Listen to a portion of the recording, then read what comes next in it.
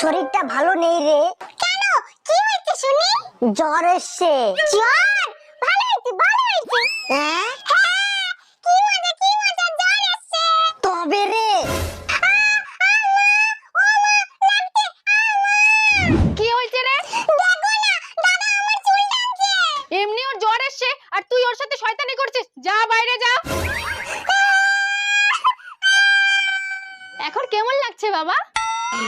এখন একটু ভালো লাগছে।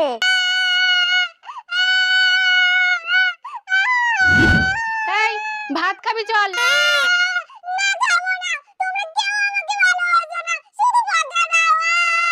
আরে গাধি, তখন তোর দাদাকে বকা দিচ্ছিলাম। দাদার জ্বর না, তাই তোকে দিয়ে বোঝাচ্ছিলাম। তুই এত চালাক হয়ে বুঝতে পারলি না? আরে হ্যাঁ।